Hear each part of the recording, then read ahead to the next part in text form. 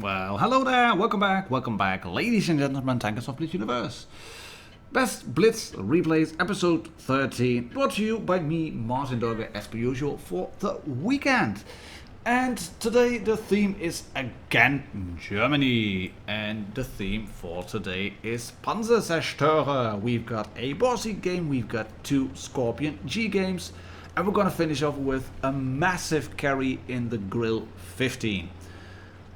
All of these games show that squishy tanks can be very, very deadly if skillfully driven. And that you have to have a fair bit of luck. And that you should never throw away your hit points.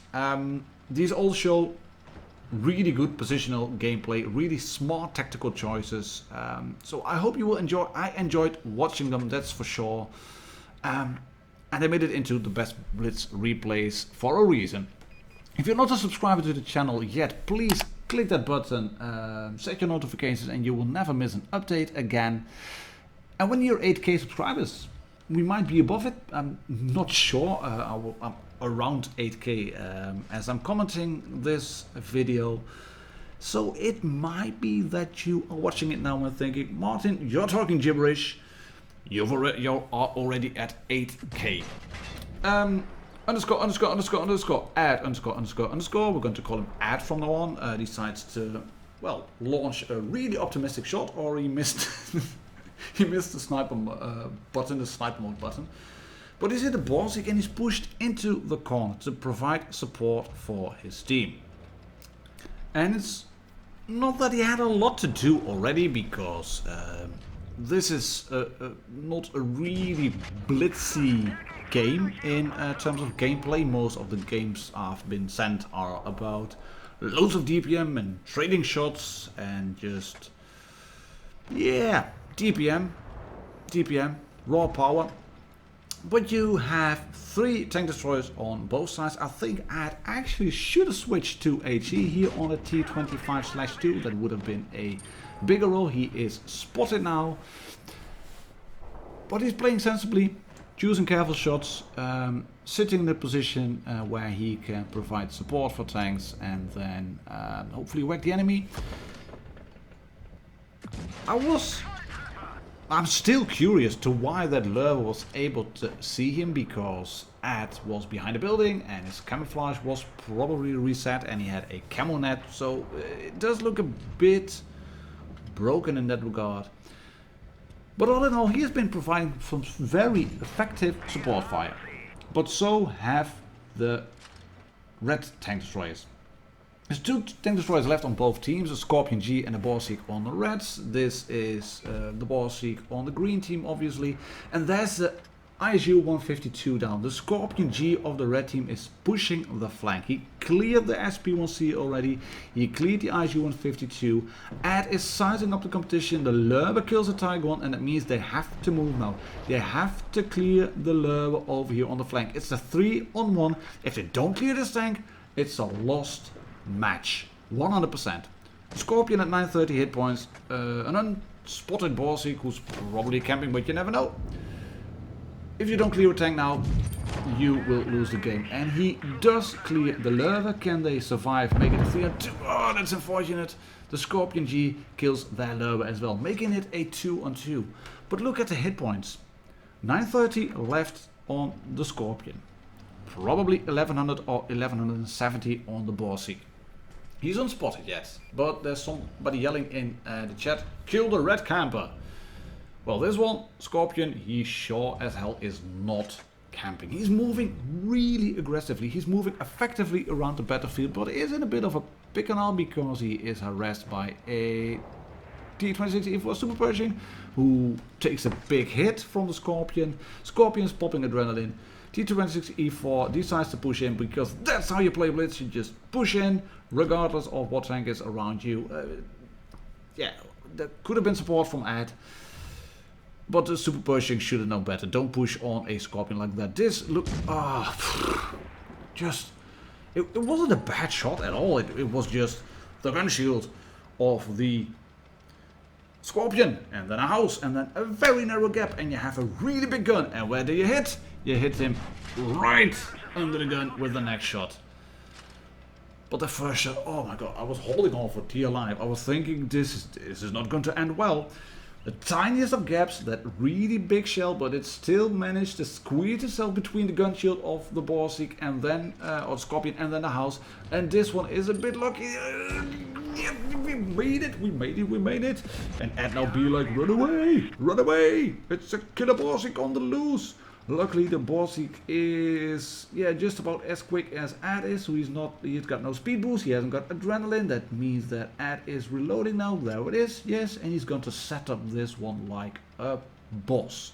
Look at what he's going to do. He's moving backwards, turning the gun, keeping the turret still, He's going to pop, there's this, hello Borsig, bye Borsig. Great last shot, sweaty palms.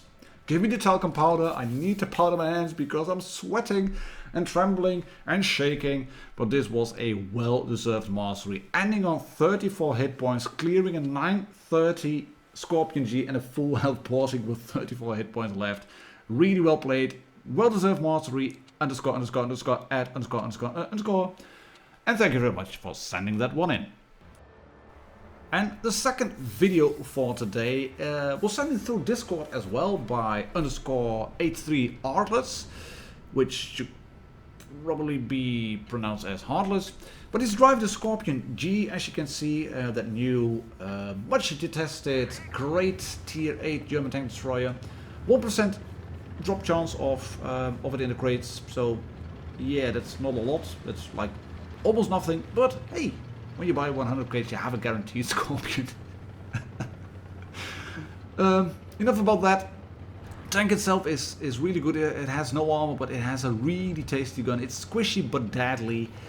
And what I liked about this game, there's going to be 2 Skorpion replays in today's video.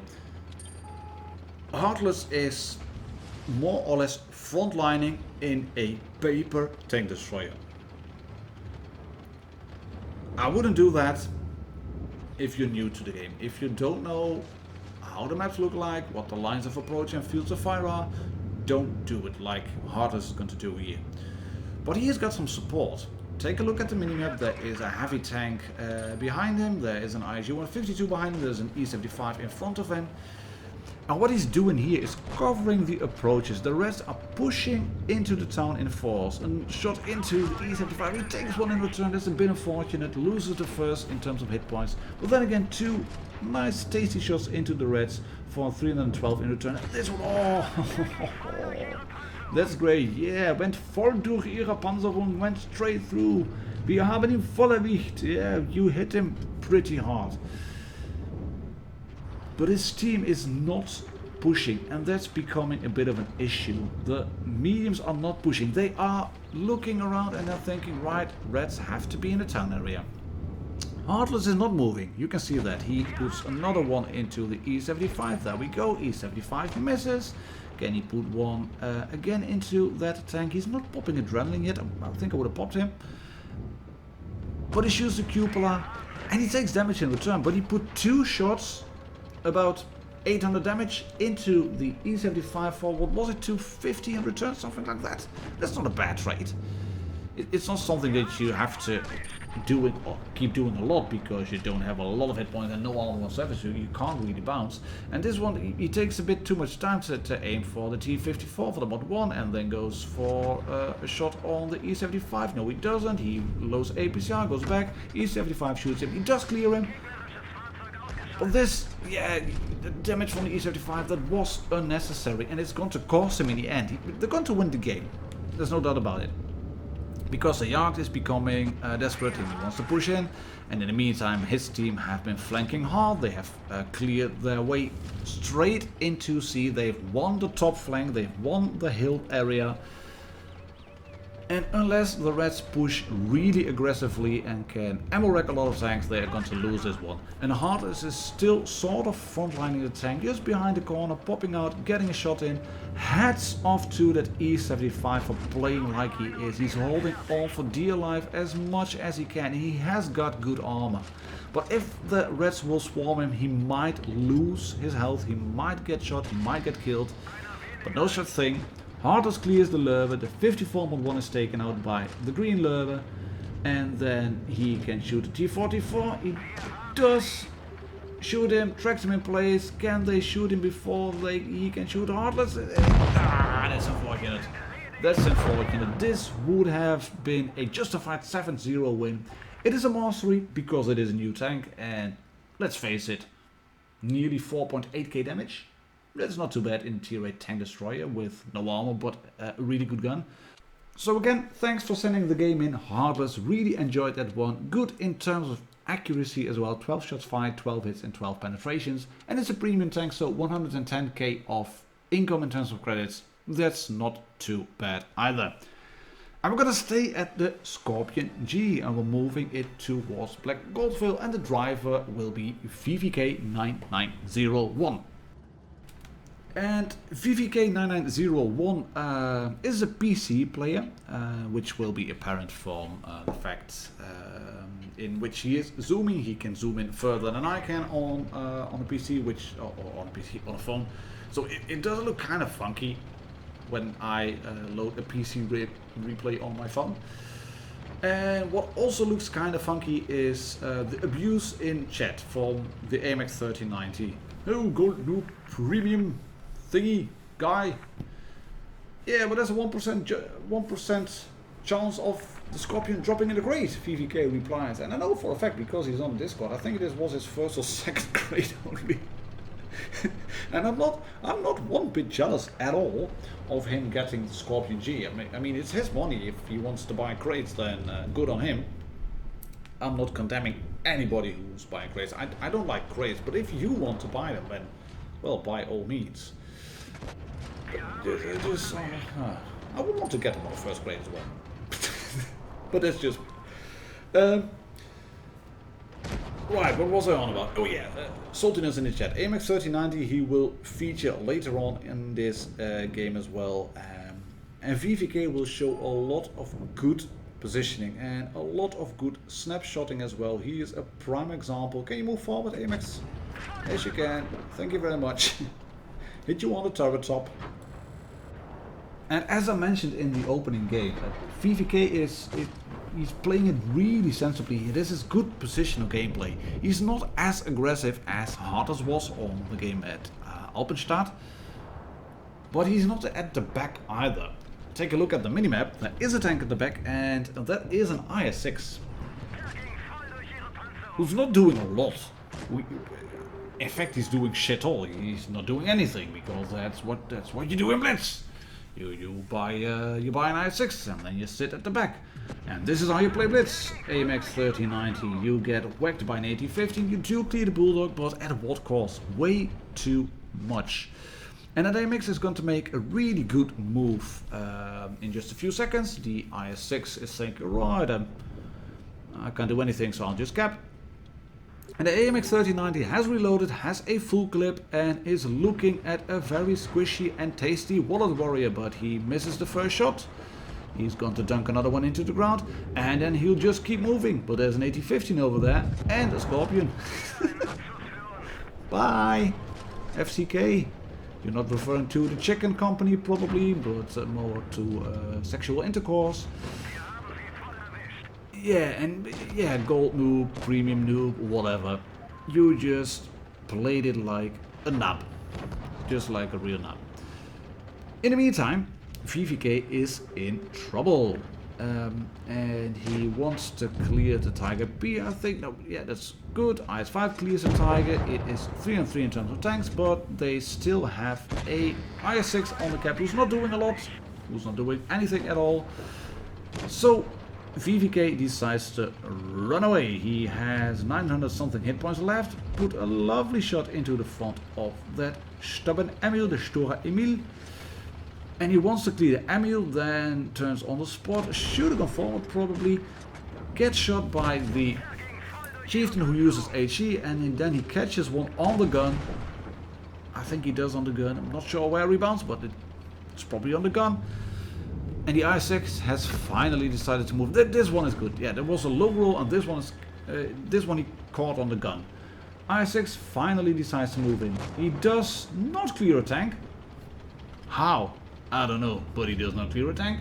He was full health, shot through the hatches of the chieftain, And there's a pumpkin on top of the IS-6, which speaks volumes of his level of gameplay probably, because he is now down to a one-shot.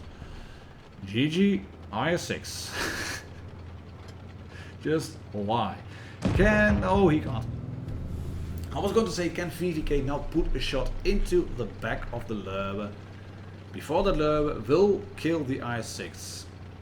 Unfortunately he doesn't, and that means we are now we're in a sticky situation. Let's face it, there's a Lurber, you do have a gun which can do wonders, but you need 3 shots at the very minimum. And the Lurber is going to pop, and he gets a nice shot over there. Look at that! Ooh, ooh, on the rocks, yeah. Yeah, I like it on the rocks. Can I put another shot into the Lurber? There we go. Just enters. Thank you, RNGesus. Thank you, RNGesus. That helped a lot. And now it's going to be a face-off for about 2 minutes in total. And again, it's good positional gameplay. He's using the rock. Lurber shoots the rock again. Can you shoot him in return? No, the Lurber is not a stupid player either. He's played it very sensibly as well. But both of the tanks are one-shots now. And now it's going to be a matter of who makes the first mistake. Will it be the Lurber? Will it be VVK? Well, he's on best Blitz Replays, so you probably know it will be the Lurber, but you never know. I featured a lost game on the last one, in the mouse, on Desert Sands. Oh, VVK spotted, that's unfortunate. If he hadn't been spotted by the Lurber, then he would have been able to sneak around, get a shot in. But the Lurber is doing it really well over here. He's using its turret, he's hiding the hull, using the gun depression. And VVK decides to back off, trade damage for distance. If he sets up over here, he will probably have time to do 2 shots. Lurber is not popping. Goes in again. He's predicting the Lurber will be there. But look at the clock, 40 seconds left.